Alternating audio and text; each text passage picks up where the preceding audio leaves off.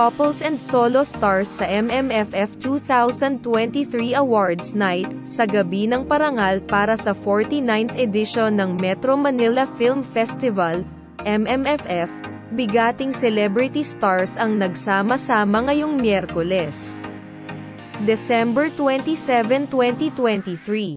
Ginanap ito sa New Frontier Theater sa Cubao, Quezon City.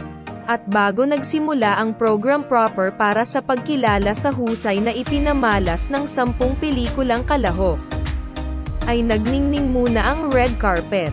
Ang mga solong bituin. Enchong D. Isa sa mga early birds ay ang aktor na si Enchong D, na kabilang sa Pepe Jocno film na Gomburza.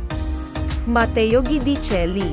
Pinoy na Pinoy ang gayak ni Matteo Guidicelli, ang bida ng penduko ni Direktor Jason Paul Lacsamana. Si Alden Richards. In a suit.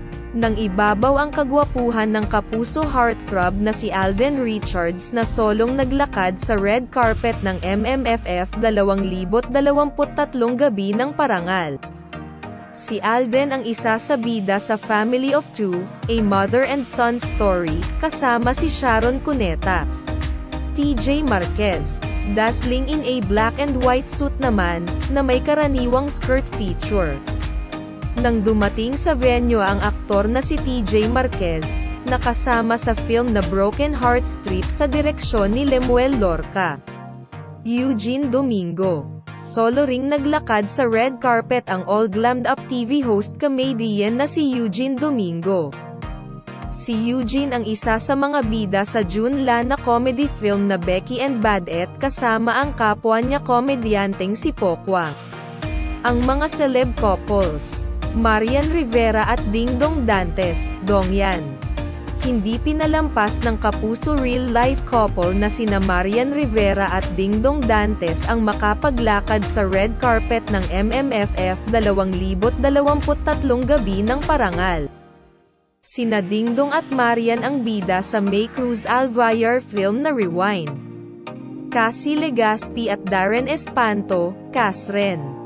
Tiyak na kilig ang hatid sa mga tagahanga ang sabay na pagdating at paglalakad ng When I Met You in Tokyo stars na sina Cassie Legaspi at Darren Espanto. Isabel Ortega at Miguel Tan Felix, Isagel. Terno in a white dress at white suit naman ang kapuso stars na sina Isabel Ortega at Miguel Tan Felix, nakasama sa Zig Dulay film na Firefly.